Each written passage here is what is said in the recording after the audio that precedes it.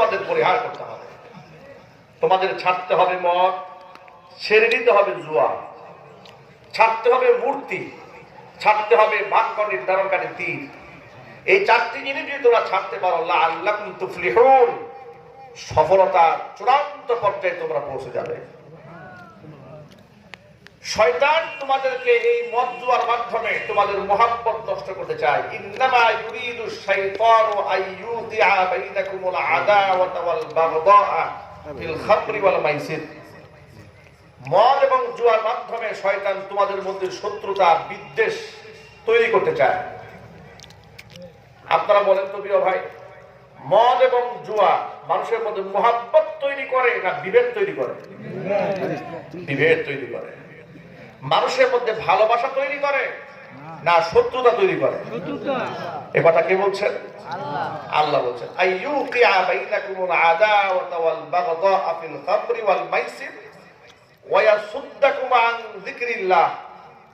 আল্লাহর জিকির থেকে তোমাদেরকে বাধা প্রদান করে। সুতরাং তোমরা যদি এই মদ এবং জুয়া ছাড়তে পারো, চূড়ান্ত সফলতা তোমাদের আসবে। বর্তমান প্রেক্ষাপটে বাস্তবতার নিরিখে দেখা যায় আমাদের ছোট্ট ছোট্ট ভাইরা, আমাদের ছেলেরা, আমাদের আদরের কচি কাচারা ফেসবুক থাকার কারণে অনেক দৃশ্য আমরা দেখতে পারি। এখন স্কুলে শর্ট করে কিংবা দুষ্টুমি করে কিংবা বন্ধুর পাল্লায় করে বাচ্চা ধূমপান করে, সিগারেট টানতেছে। এটাকে আবার মোবাইলে কভারেজ করা হয়, ভিডিও ধারণ করে সোশ্যাল মিডিয়াতে ছেড়ে দেওয়া হয়। অনলাইনে টিকটকে, লাইভি অ্যাকাউন্টে, ফেসবুকে, বিভিন্ন জায়গায় তারা এগুলো ছেড়ে দেয়। অনেক সময় গল্পের ছলে এটা করে, অনেক সময় দুষ্টমি করে, অনেক সময় সিরিয়াসলি এটা করে। মনে রাখবেন, যত ইয়াং ভাইয়ের এখানে বসে আছো তোমরা, তোমাদেরকে বলি, পৃথিবীর কোন মদখোর মায়ের গর্ভ থেকে মদখোর হয়ে আসে নাই। পৃথিবীর কোন হেরোইন খোর মায়ের গর্ভ থেকে হেরোইন খোর হয়ে আসে নাই। কোন গাঁজাখোর মায়ের গর্ভ থেকে গাঁজাখোর হয়ে আসে নাই। এই সমাজের বন্ধু বান্ধবরা এদেরকে গাঁজাখোর বানিয়েছে। ঠিক কিনা বলেন? আমি 2 বছর আগে পাবনাতে হেমায়তপুর মেন্টাল হসপিটালের পাশে আমার একটা মাহফিল ছিল। একেবারে পাগলা গারদের সামনে বড় একটা মাঠ ছিল, সেখানে মাহফিল। দাওয়াত গ্রহণ করে এলাকায় যাওয়ার পরে যখন দেখলাম পাবনা মেন্টাল হসপিটাল, স্বভাবতই মনের মধ্যে একটা শখ জাগলো। যে ছোট্ট যখন ছিলাম তখন টেলিভিশনে দেখতাম যে পাগলদেরকে শিকল টিকল দিয়ে বেঁধে রাখে। বাস্তবেই পাগলা গারদে পাবনায় পাগলরা কেমনে থাকে দেখার খুব শখ হলো। আমরা গেটে ঢুকলাম, দায়িত্বরত ব্যক্তিরা আমাদেরকে প্রথমে চেহারা দেখে একটু চিনতে পেরেছে। তারা বললেন, হুজুর টাইম তো ওভার হয়ে গেছে, সাধারণত বিকালে 4টার পরে আমরা এখানে লোকজন এলাও করি না, কিন্তু আপনি যেহেতু আসছেন আমাদের মেহমান, চলেন আমরা ভিতরের ওয়ার্ডগুলো আপনাকে ঘুরে ঘুরে দেখাই। তা আমরা সফর সঙ্গে 3-4 জন ছিলাম, সেখানে ঢুকলাম। ঢুকার পরে আমরা বেশ কিছু ওয়ার্ড ঘুরে দেখলাম। ঘুরে দেখার পরে একটা ওয়ার্ডে গেলাম, সেখান থেকে খুব সুন্দর চেহারার একটা ছেলে, অল্প বয়সের, আনুমানিক বয়স 18 থেকে 20 বছর হবে এরকম। আমাকে দেখার পরে আমাকে সালাম দিলেন। আমাকে বলল, হুজুর আমি কিন্তু আপনার ভক্ত, আপনার ওয়াজ শুনি। পাগল। আমি খুব হতবাক হয়ে গেলাম। পাগলা গারদের মধ্যে পাগল আমার ওয়াজ শোনে, এটা কেমন কথা? ইনি আমাকে বলল, হুজুর আমি পাগল নই, অল্প কিছুদিন আগে আমার বাবা মা আমাকে শিকল দিয়ে বেঁধে এখানে দিয়ে গেছে, কিন্তু মূলত আমি পাগল নই। আমি বললাম, তাহলে কোন প্রবলেমের কারণে আপনার বাপ মা আপনাকে পাগলা গারদে দিয়ে গেল?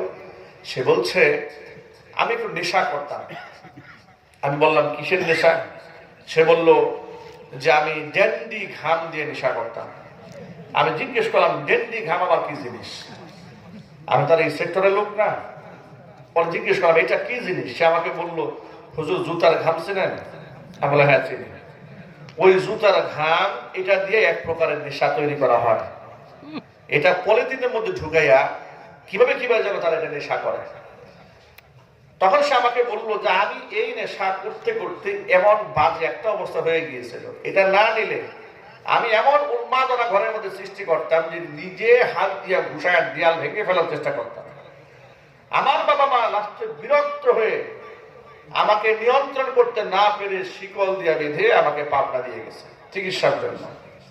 আমি তাকে কৌতূহল বশত জিজ্ঞেস করলাম, আচ্ছা আপনাকে এই যে ঘাম দিয়া যে নেশা করে এটা আপনাকে শেখালো কে? এটা আমি প্রশ্ন করলাম। সে আমাকে জবাব দিয়ে বললো, আমাদের পাশের এক বন্ধু ছিল, কিনা রাশেদ নাকি একটা নাম বলেছিল, নামটা মনে নাই, যে পাশের এক বন্ধু ছিল, উনি আমাকে একদিন দুষ্টমি করে বলল, দোস্ত এটা একটু নেশা নিয়ে দেখো, এটা খুব মারাত্মক একটা জিনিস, গ্রামটা খুব ভালো লাগে। শখের বসে আমি তার কাছ থেকে একদিন নিয়ে এটা গ্রহণ করেছি, আরেকদিন গিয়েছি, ও আমাকে আরেকদিন দিয়েছে, তো একসাথে চলাফেরা করি। একদিন যদি শখের বসে নিতে নিতে এটা আমার কাছে এত ভালো লাগতে শুরু করলো, এক পর্যায়ে আমি এমন ভাবে এটাকে অ্যাডিক্টেড হয়ে গেলাম, এটা ছাড়া আমি আর থাকতে পারতাম না।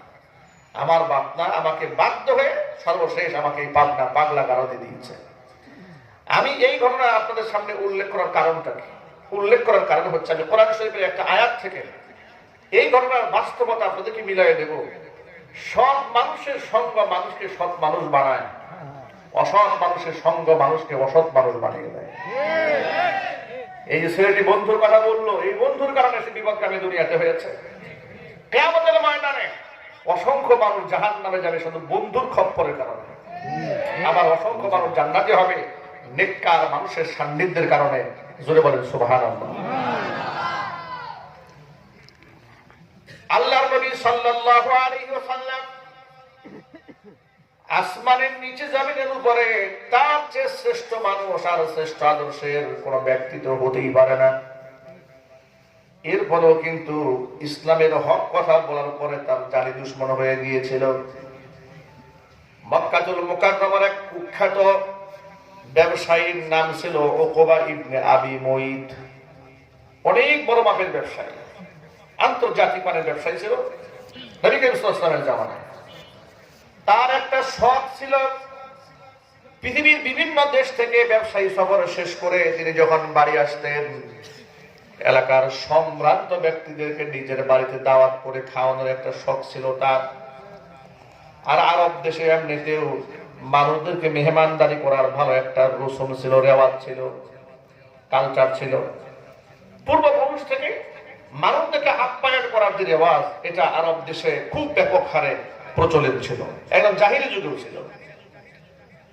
উকবা ইবনে আবি মুইত নামক এই কুখ্যাত কাফের বিদেশ থেকে সফর করে এসে ব্যবসায়ী কাফেলা রেখে এবার তিনি মক্কার বিশিষ্ট ব্যক্তিদের নামের তালিকা বানালেন, নিজের বাড়িতে দাওয়াত করে খাওয়াবেন।